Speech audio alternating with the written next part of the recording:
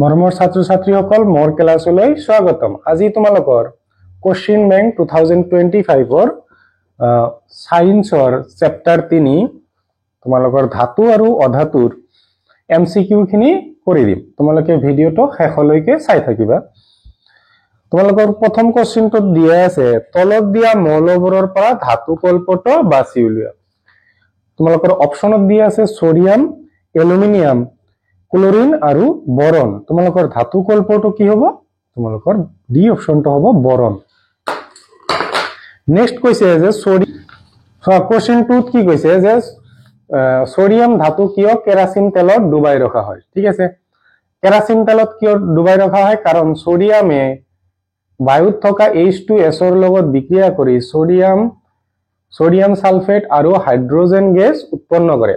আৰু এই হাইড্ৰোজেন গেছটো কি হয় বায়ুৰ লগত বায়ুত হঠাতে কি জুই জ্বলি উঠে। ঠিক আছে, আৰু জুই যদি জ্বলি উঠে সেই কাৰণে দুৰ্ঘটনাৰ কাৰণে বাচিব বা হাত হাৰিব কাৰণে সোডিয়ামক কি কৰা হয় তোমালোকৰ কেৰাচিনত ডুবাই ৰখা হয়। নেক্সট তোমালোকে চাবা তলৰ কোনটো ধাতুৱে ঠাণ্ডা পানীৰ লগত প্ৰবল বেগী বিক্ৰিয়া কৰে। তোমালোকৰ এনসাৰটো হ'ব তোমালোকৰ সোডিয়াম। ঠিক আছে,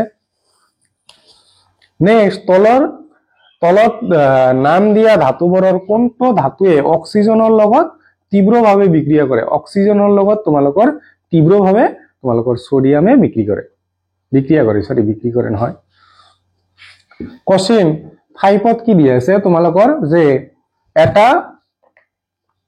এটা মৌলই অক্সিজেনৰ লগত বিক্ৰিয়া কৰি উচ্চ গলনাঙ্কৰ যৌগ উৎপন্ন কৰে। যৌগটো পনীয়া দ্ৰৱণীয় সম্ভৱপৰ মৌলটো হ'ব তোমালোকৰ দুইবাৰ আহিছিল 19 আৰু তোমালোকৰ আহিছিল 22। তোমালোকৰ এনসাৰটো হ'ব কেলছিয়াম। নেক্সট তলৰ কোনটো ধাতু কল্পৰ উদাহৰণ নহয়। তোমালোকৰ এনসাৰটো হ'ব এলুমিনিয়াম। ঠিক আছে, উদাহৰণ নহয়। নেক্সট তোমালোকৰ দিয়া আছে লোৰ তাৰ এখন মামৰে ধৰাৰ পৰা বচাই ৰাখিবলৈ কি কোনটো পদ্ধতি ব্যৱহাৰ কৰা হয়?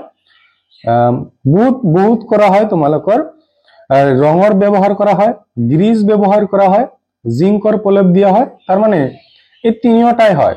একচুয়ালি তোমালোকৰ অপশনটো হৈ যাব ওপৰৰ সকলো। ঠিক আছে, নেক্সট ধাতব অক্সাইডবোৰ কি হয়? ধাতব অক্সাইডবোৰ ক্ষাৰকীয় হয়। নেক্সট তোমালোকৰ 9 নম্বৰত দিয়া আছে 9 নম্বৰত কি দিয়া আছে যে সোডিয়াম হাইড্ৰকাৰ্বনেট আৰু এটোক তোমালোকক কি ক'ব? এটোৰ নাম কি হ'ব তোমালোকৰ? কোশ্চেন 9ত তোমালোকক কি দিয়া আছে যে সোডিয়াম হাইড্ৰকাৰ্বনেট আৰু এটোক ক'ব হাইড্ৰোনিয়াম বা হাইড্ৰিয়াম বা হাইড্ৰেট সোডিয়াম কাৰ্বনেট। ঠিক আছে, এটোক তোমালোকৰ কোৱা হয় কাপড় ধোৱা সোডা। ঠিক আছে, আৰু এটো হল তোমালোকৰ বেকিং সোডা। প্ৰথম খালি ঠাইত হ'ব বেকিং সোডা, দ্বিতীয় খালি ঠাইত হ'ব কাপড় ধোৱা সোডা। আৰু এটোৰ তোমালোকৰ যদি নাম সোধে তেনেহলে কাপড় ধোৱা সোডাটো লিখি হ'বই, আৰু এটা নাম আছে সেইটো হল তোমালোকৰ হাইড্ৰিয়াম সোডিয়াম কাৰ্বনেট। ঠিক আছে, বা হাইড্ৰোনিয়াম বুলিও ক'ব পাৰা তোমালোকে। নেক্সট তোমালোকৰ দিয়া আছে 10 তলৰ কোনটো আটাইতকৈ ঘাত সহনশীল ধাতু। তোমালোকৰ ঘাত সহনশীল ধাতু তেনেহলে অপশনটো হ'ব আইৰন। নেক্সট যদি এ ধাতুৱে বি ধাতুক ইয়াৰ দ্ৰব্যৰ পৰা অপহৰণ কৰে, মানে বিৰ পৰা অপহৰণ কৰি লয়, তেনেহলে কি হ'ব? এ বেছি সক্ৰিয় হ'ব, এ ধাতু বিতকৈ বেছি সক্ৰিয় হ'ব। নেক্সট দিয়া আছে কোনটো ধাতুৰ সালফাইড আকৰিক হল চিনাবাৰ। কোনটো ধাতুৰ সালফাইড আকৰ হল চিনাবাৰ। এইটো পাৰ্টৰ পৰা 2024 বহুত কেইটা কোশ্চেন আহিছিল। কোনটো হ'ব তোমালোকৰ? অপশনটো হ'ব মাৰ্কিউৰি। হল তোমালোকৰ 13ত এইবিলাকৰ 1 মাৰ্কৰ সৰু কোশ্চেন। তোমালোকে এইটো ভিডিও যদি চোৱা নাই, এইটো ভিডিও বনাইছো মই। চোৱা এই গোটেই কোশ্চেন তোমালোকৰ লাষ্ট 10 ইয়াৰ্সৰ কোশ্চেন প্লাস আৰু ভিতৰুৱা প্ৰশ্ন প্লাস কনসেপ্ট ফুল পাঠৰ তোমালোকৰ কনসেপ্ট বিলাক চোৱা। এই গোটেই বিলাক 16ত আহিছিল, যিমান আহিছিল তোমালোকৰ সকলো বিলাক মই তোমালোকৰ এটা ভিডিঅ'ত বনাই দিছো, তোমালোকে যদি চোৱা নাই লিংকটো দিয়া আছে ডেসক্ৰিপচনত, তোমালোকে চাই ল'ব পাৰা। নেক্সট তোমালোকে চাবা আৰু তোমালোকৰ এমসিকিউ দিয়া আছে, এইবিলাক চাবা। প্ৰথম কোৱেশ্চনটো দিয়া আছে সাধাৰণ উষ্ণতাত তৰল অৱস্থাত পোৱা ধাতুটো হল, তোমালোকে এইটো জানা, এইটো একেবাৰে সহজ, মাৰ্কিউৰি। ঠিক আছে। আলয় সংকৰ ধাতু হৈছে, আলয় সংকৰ ধাতু তোমালোকৰ হ'ব কি পিতল। এই নিকেল ষ্টিল পিছত কৈ আছো, তোমালোকক নিকেল ষ্টিলৰ বিষয়ে পিছত কৈ আছো। চোৱা, ধাতুবোৰ যোজন কক্ষত থকা ইলেক্ট্ৰনৰ সংখ্যা 1ও থাকিব পাৰে, 2ও থাকিব পাৰে, 3ও থাকিব পাৰে। ঠিক আছে। তলৰ 3 থকা ধাতু যেনেকুৱা এলুমিনিয়াম। ঠিক আছে। তলৰ অক্সাইড কেইটাৰ ভিতৰত উভয়ধৰ্মী অক্সাইড হল, তোমালোকৰ উভয়ধৰ্মী অক্সাইড হ'ব জিংক অক্সাইড। ক'ত দি আছে তোমালোকৰ ডি অপচন। তলত দিয়া কোনটো ধাতু তাপৰ কুপৰিবাহী, মানে ইয়াৰ মাজত তোমালোকৰ তাপ পাৰ নহয়। ঠিক আছে। অপশনটো হ'ব তোমালোকৰ ডি বিসমাথ। এটো কি কব বিসমাথ। এটো আইৰন, এটো ম্যাগনেসিয়াম, এটো হ'ব কপাৰ। নেক্সট, তলত দিয়া কোনটো ধাতু বিদ্যুতৰ আটাইতকৈ বেছি পৰিবাহী। তলত যি কেইটা দিয়া আছে ইয়াৰ ভিতৰত তোমালোকৰ কি হ'ব আইৰন, কপাৰ হ'ব আটাইতকৈ বেছি পৰিবাহী। তলত দিয়া ধাতুবোৰৰ কোনটোৱে তোমালোকৰ কি হয় নাইট্ৰিক এসিড বা কি হ'ব, এটা তোমালোকৰ সিলভাৰ নাইট্ৰেট, সৰি নাইট্ৰিক এসিড নহয়, সিলভাৰ নাইট্ৰেট দ্ৰব্যৰ পৰা সিলভাৰ অপহৰণ কৰিব নোৱাৰে। তোমালোকৰ নোৱাৰে কৈছে। ঠিক আছে। তোমালোকৰ অপশনটো হ'ব সোণৰ পৰা। ঠিক আছে। এইটো সোণ আৰু ৰূপ মিক্স কৰিলে নহব, এইটো কি হয় ৰূপ হয় তোমালোকৰ। ফেন উপঙ্গন পদ্ধতিৰে যিটো আকৰৰ পৰা অশুদ্ধি আঁতৰ কৰা হয় সেইটো তোমালোকৰ কি হ'ব ফেন উপঙ্গন পদ্ধতিত তোমালোকৰ হেমাটাইট কি কৰা হয়, হেমাটাইটৰ তোমালোকৰ সংকেত তলত পাই যাবা। তলত দিয়া আকৰিকবোৰৰ কোনটো আকৰিক ফেন উপঙ্গন পদ্ধতিৰে গাঢ় কৰা হয়, এইটো অপশন হ'ব তোমালোকৰ হেমাটাইট। তোমালোকৰ কি সংকেতটো চাই লবা। নেক্সট, এটা বিকাৰত থকা কপাৰ সালফেট দ্ৰব্য লোৰ গজল যোগ কৰিলে তাৰ কোনটো দেখিবলৈ পোৱা যাব। তোমালোকৰ লোৰ সালফেট দেখিলে কি হ'ব, লোৰ গজালটো ধূসৰ হৈ থাকিব, কিন্তু দ্ৰব্যৰ বৰণ সেউজীয়া হ'ব। ঠিক আছে। দ্ৰব্যৰ বৰণ কি হৈ যাব সেউজীয়া হ'ব। তোমালোকে এইটো অপশন চাই ল'বা। চোৱা, তোমালোকৰ যিহেতৰ কোশ্চেন বেংক নাই, তোমালোকে কি কৰিবা ভিডিঅ' পজ কৰি লিখি ল'বা, আৰু যিহেতৰ আছে তোমালোকে আজ দি ল'বা। নেক্সট 9 নম্বৰত তোমালোকক কি কৈছে যে কপাৰ সালফেট দ্ৰব্যত জিংকৰ কি কৈছে দণ্ড এডাল ডুবাই ৰাখিলে কপাৰ সালফেট দ্ৰব্যৰ নীলা বৰণ লাহে লাহে নোহোৱা হ'বলৈ ধৰে। ইয়াৰ কাৰণ হল কপাৰ আয়নৰ বিজাৰণ হয়। নেক্সট, কোনো বিক্ৰিয়া নঘটাকৈ তলত উল্লেখ কৰা কোনটো দ্ৰব্যক এলুমিনিয়াম দ্ৰব্যলৈ লৰাব পাৰি। এইটো তোমালোকৰ এটা ইম্পৰ্টেন্ট কোশ্চেন। এইটো তোমালোকৰ কি হ'ব, ইয়াতে তোমালোকৰ দিয়া নাই, ইয়াতে যিকেইটা অপশন দিয়া আছে সেইকেইটাৰ মাজত এটাও নহয়। ঠিক আছে। নেক্সট, তলত উল্লেখ কৰাবোৰৰ ভিতৰত কোনটো আটাইতকৈ শক্তিশালী বিজাৰক, এইটো অপশনটো হ'ব তোমালোকৰ জিংক দিয়া আছে বি নম্বৰত। নেক্সট, কপাৰ সালফেট দ্ৰব্য তলৰ কোনটো পাত্ৰত ৰখা উচিত নহয়, এইটো হ'ব লোৰ পাত্ৰ। নেক্সট দিয়া আছে যে এখন পিএইচ পেপাৰ কেইটোপালমান তৰল পদাৰ্থ দিয়াৰ পিছত পিএইচৰ কি হয় পেপাৰখন বৰণ সেউজীয়া হয়। তৰল পদাৰ্থবিধ সম্ভৱতঃ তোমালোকৰ সোডিয়াম হাইড্ৰক্সাইড হ'ব লাগিব। নেক্সট তোমালোকৰ কি সুধিছে যে সোডিয়াম বায়কাৰ্বনেটৰ জলীয় দ্ৰব্যক লঘু কৰিবলৈ ইয়াৰ পিএইচ কি হ'ব, লঘু কৰিলে তোমালোকৰ পিএইচ ইয়াৰ বাঢ়ি যাব। জিংকে সোডিয়াম হাইড্ৰক্সাইডৰ সৈতে বিক্ৰিয়া কৰি গেছ উৎপন্ন কৰে। সোডিয়ামে তোমালোকৰ হাইড্ৰজেন গেছ উৎপন্ন কৰিব। তলৰ কোনটো ধাতুৱে ঠাণ্ডা বা গৰম পানীৰ লগত বিক্ৰিয়া নকৰে, সেইটো হ'ব আইৰন। আইৰনে ঠাণ্ডা বা গৰম পানীৰ লগত বিক্ৰিয়া নকৰে। নেক্সট আয়নীয় এইটো এলুমিনিয়ামৰ লগত কি বিক্ৰিয়া কৰিব, ঠিক আছে। আয়নীয় যৌগসমূহে সাধাৰণতে তলৰ কোনটো ধৰ্ম প্ৰদৰ্শন নকৰে? এই কঠিন অৱস্থাত বিদ্যুৎ পৰিবহন নকৰে, ঠিক আছে, কিন্তু গলিত অৱস্থাত বা উচ্চ গলনাঙ্ক আৰু উতলাঙ্ক থাকে ইহঁতৰ। নেক্সট সিলভাৰ পাত্ৰ এটা বহুত দিনলৈ বায়ুৰ সংস্পৰ্শত ৰাখিলে পাত্ৰটো কলা হবলৈ ধৰে, ইয়াৰ কোনটো গঠনৰ বাবে এনে হয়? তোমালোকৰ কি হয়, সিলভাৰ সালফেট এইটো গঠন থকাৰ কাৰণে এইটো হৈ যায়, ঠিক আছে। বিক্ৰিয়াটো হ'ব তোমালোকৰ, যদি বিক্ৰিয়াটো লিখো মই, সিলভাৰে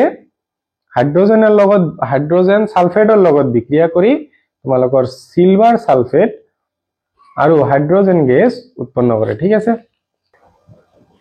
নেক্সট হল তলৰ কোনটো ধাতু তৰল অৱস্থাত পোৱা যায়? তোমালোকৰ অপশনটো হ'ব তোমালোকৰ ইয়াতে অপশন হ'ব ব্ৰোমিন হ'ব। ইয়াতে চোৱা কোশ্চেনটো কি কৈছে, ধাতু। তোমালোকৰ ব্ৰোমিন ধাতু নহয়, এইটো ক্ষাৰ হয়। এটা ধাতুৱে তোমালোকৰ তৰল অৱস্থাত পোৱা সেইটো হল মাৰ্কিউৰি বা Hg, ঠিক আছে। মাৰ্কিউৰিৰ বাহিৰে কোনো ধাতু তৰল অৱস্থাত আমি নাপাওঁ, কিন্তু তোমালোকৰ ইয়াতে যদি ধাতু কাটি দিয়ে তেনেহলে কোনটো তৰল অৱস্থাত পাবা? তোমালোকে ব্ৰোমিনটো পাই যাবা, ঠিক আছে। ধাতু যদি দিয়া থাকে তেনেহলে এটাই হ'ব, সেইটো হল মাৰ্কুৰি, আৰু যদি এইটো ধাতু দি কাটি দিয়ে তেনেহলে ব্ৰোমিন হ'ব, ঠিক আছে। তোমালোকে এইটো কাৰেকশন কৰি ল'বা। ধাতু কাটি দিলে তোমালোকৰ এই অপশনটো শুদ্ধ হ'ব, আৰু ধাতু থাকিলে ইয়াৰ মাজত এটাও নহয়, সেইটো হ'ব মাৰ্কিউৰি। সাধাৰণতে কি হ'ব, অধাতুবোৰ বিদ্যুতৰ অপৰিবাহী, তলৰ কোনটো অধাতু বিদ্যুতৰ সুপৰিবাহী? তোমালোকৰ কি হ'ব, এটা ধাতু আছে সেইটো হল তোমালোকৰ বিদ্যুতৰ কি হয়, অধাতু কি আছে, সুপৰিবাহী আছে, সেইটো তোমালোকৰ এনসাৰত সুধিছে, সেইটো হল তোমালোকৰ গ্ৰেফাইট।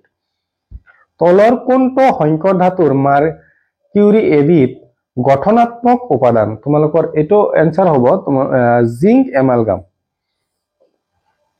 তলৰ কোনটো অধাতু উজ্জ্বল দেখিবলৈ পোৱা যায়? অধাতুৰ মাজত এটা কি তোমালোকৰ ধাতব দুৰুতি গুণ থাকে, সেইটো হল আয়োডিনৰ। নেক্সট নিষ্কলংক তীখা। নিষ্কলংক তীখা মানে তোমালোকৰ ষ্টিলনেছ ষ্টিল, এইটো মনত ৰাখিবা। ষ্টিল চোৱা, তোমালোকে যদি নিষ্কলংক তীখা লিখা বা ষ্টিলনেছ ষ্টিল যদি লিখা, তথাপি দুয়োটা শুদ্ধ হ'ব, ঠিক আছে। ষ্টিলনেছ ষ্টিল বা নিষ্কলংক তীখাত লোৰ সৈতে ডেশ মিহলি কৰা হয়, তোমালোকৰ নিয়ন আৰু ক্ৰমিয়াম, তোমালোকৰ ডি অপশনটো হ'ব। নেক্সট ৰন্ধন কাৰ্যত ব্যৱহৃত বাচন বৰ্তন এলুমিনিয়াম ব্যৱহাৰ কৰা হয়। এলুমিনিয়ামৰ কি ধৰ্মৰ বাবে এলুমিনিয়ামক এই ক্ষেত্ৰত ব্যৱহাৰ কৰা হয়? কাৰণ উচ্চ গলনাঙ্ক থাকে, যদি উচ্চ মানে যাতে হিট, তোমালোকে ৰান্ধাৰ সময়ত কিমান হিট দিব লাগে, হিট দিয়াতে যাতে গলি নাযায়, সেইকাৰণে উচ্চ গলনাঙ্ক থকাৰ বাবে ইহঁতক বাচন বৰ্তন হিচাপে ব্যৱহাৰ কৰা হয়। তলৰ ধাতুবোৰৰ ভিতৰত কোনটো বিদ্যুতৰ বাবে কম পৰিবাহী? তোমালোকৰ সুধিছে যে বিদ্যুতৰ বাবে তলৰ কোনটো কম পৰিবাহী, সেইটো হ'ব তোমালোকৰ মাৰ্কিউৰি। নেক্সট আকৰিকৰ সৈতে মিহলি হৈ থকা অশুদ্ধি যেনে তোমালোকৰ বালি, চূণশিল, শিলাজিত পদাৰ্থক ডেশ বুলি কোৱা হয়। আকৰিকৰ সৈতে মিহলি হৈ থকা অশুদ্ধি যেনে তোমালোকৰ এইটো কি হ'ব, এইটো অশুদ্ধি বুলিয়ে কোৱা হ'ব, কাৰণ যেতিয়ালৈকে ফ্ৰেছ হোৱা নাই তেতিয়ালৈকে ইয়াক অশুদ্ধিয়ে ক'ব। তলৰ কোনটো উভয়ধৰ্মী অক্সাইডৰ উদাহৰণ? তলত যিকেইটা দিয়া আছে তাৰ মাজত কোনটো তোমালোকৰ উভয়ধৰ্মী হ'ব? এলুমিনিয়াম অক্সাইড, ঠিক আছে। নেক্সট কি প্ৰক্ৰিয়াৰ দ্বাৰা কাৰ্বনেট আকৰিকৰ বায়ুৰ অনুপস্থিত অতি বেছি চাপ দি ধাতুৰ অক্সাইড লৈ পৰিৱৰ্তন কৰা হয়, তাকে ডেশ বলে? ইয়াক তোমালোকৰ কি বলা হ'ব? ইয়াক কেলচিনেশন বলা হ'ব। নেক্সট কৈছে গেলভেনাইজেশ্যন প্ৰক্ৰিয়াৰ দ্বাৰা লোৰ ওপৰত কিহৰ প্ৰলেপ দি লোক মামৰৰ পৰা ৰক্ষা কৰিব পৰা? তোমালোকে জিংকৰ প্ৰলেপ দি, ঠিক আছে। নেক্সট কোৱেশ্চনটো সুধিছে যে এটা কোমল মৌল x আৰু ইয়াক কটাৰীৰে কাটিব পাৰি চোৱা তোমালোকৰ যি কেইটা মৌল দিয়া আছে ইমানখিনি কোৱেশ্চন পঢ়িবই নালাগে যি কেইটা মৌল দিয়া আছে সেই কেইটাৰ মাজত তোমালোকৰ এটা মৌলই তোমালোকে কটাৰীৰে কাটিব পাৰিবা হেটো হল তোমালোকৰ সোডিয়াম চোৱা সাধাৰণতে ধাতুয়ে তলৰ কোনটো ধৰ্ম নেদেখুৱায় সাধাৰণতে ধাতুয়ে তোমালোকৰ কোনটো ধৰ্ম নেদেখুৱায় হেটো হল ওপৰৰ এটাও নহয় কাৰণ উজ্জ্বলতা তোমালোকৰ থাকে ধাতব দ্ৰুতি গুণ থাকে শব্দৰ সৃষ্টি হয় তোমালোকৰ ধাতু তোমালোকে কি স্কুলৰ ঘণ্টা তোমালোকে চাইছা বিদ্যুৎ পৰিবাহী ধাতুবোৰ বিদ্যুতৰ সুপৰিবাহী ঠিক আছে তোমালোকৰ ওপৰৰ এটাও নহয় এটো অপচন হ'ব তলৰ কোনটো সংকৰ ধাতুৰ হৈতে অধাতু থাকে কোনটোত থাকিব তোমালোকৰ অপচনটো হ'ব নিষ্কলংক তীখা বা স্টিলনেস স্টিল ঠিক আছে বাকি তোমালোকে এই খালি ঠাইবোৰ চাই লবা মই ইমান কৰি দিয়া নাই তোমালোকৰ ইয়াৰ মাজৰে এই এমসিকিউৰ মাজৰে পৰাই দিয়া আছে আৰু যদি তোমালোকে